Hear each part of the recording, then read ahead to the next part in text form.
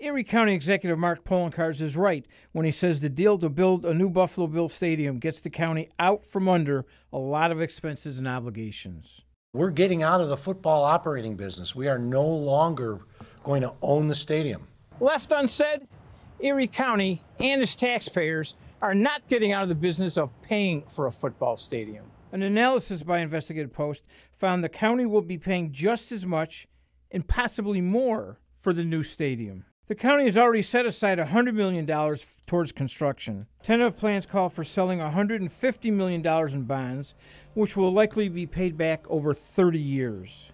The cost of that borrowing? An estimated $8.5 million a year. The stadium deal also obligates the county to impose taxes on tickets, parking, and concessions at the stadium. That's estimated to generate $4 million a year the first season the stadium is opened.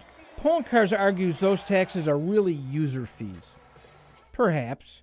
But the fact remains they are taxes, and they will be imposed mostly on local taxpayers who make up the majority of fans who attend Bills games.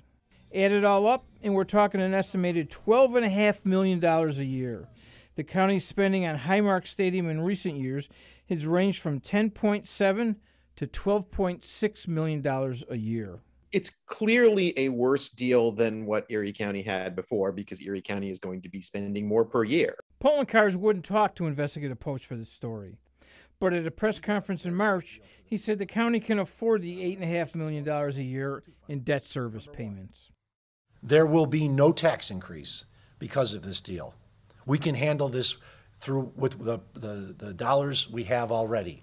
The bond payments are a heavy lift when you consider the county typically sells about $40 million a year in bonds. The money is used to pay for capital improvements, ranging from road and sewer repairs to improvements to the downtown convention center and Erie Community College. The stadium payments means there will be less money available to pay for other capital projects. The sleight of hand involving the stadium project doesn't end with financing costs. Investigative Post examined Governor Kathy Hochul's claim that construction will create 10,000 jobs. And I love the fact that this is the largest construction project in Western New York history with 10,000 union jobs. Let's hear it for the men and women of labor. Her office refused to detail the math behind her claim. A study commissioned by Pecula Sports and Entertainment concluded construction would result in 6,800 direct jobs. Another 3,700 jobs are indirect, including employment spurred by the spending by stadium vendors and workers. Put another way, the number of direct jobs generated by stadium construction are 1/3 less than what the governor has claimed.